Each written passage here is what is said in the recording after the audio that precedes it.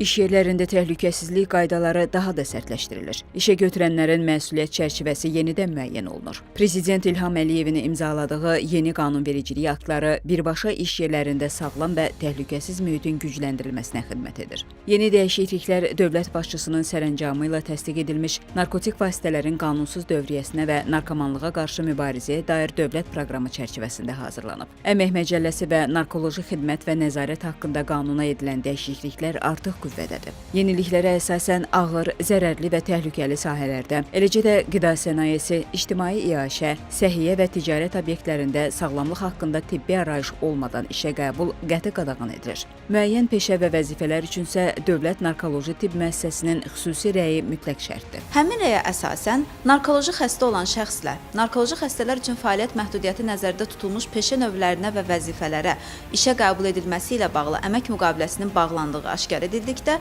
belə peşə növləri və vəzifələr üzrə əmək münasibətləri dövründə tibbi müayinə zamanı şəxsin narkoloji xəstə olması müəyyən edildikdə, eyni zamanda işçinin səhhətinə, sağlamlığına mənfi təsir göstərən amillər olan ağır zərərli və təhlükəli əmək şəraitli iş yerlərində sağlamlıq haqqında tibbi arayışı olmayan şəxslə əmək müqaviləsinin bağlandığı aşkar edildikdə, belə şəxslərin əməyindən istifadəsinə yol verilməyən hallarda tərəflərin iradəsindən və istəyindən asılı olmayaraq əmək müqaviləsinə xitam verilir. Üstəlik, işçilər təkcə işə qəbul zamanı deyil, fəaliyyət dövründə də vaxtaşırı müayinədən keçirilməlidir. Əgər işçinin davranışında hər hansı zərərli maddənin təsiri altında olmasına dair əsaslı şübhələr yaranarsa, o işə götürənin hesabına dərhal növbədənkənar icbari tibbi yoxlamaya göndəriləcək. Yeni addımlar həm işçinin, həm də cəmiyyətin təhlükəsizliyinin etibarlı təminatıdır.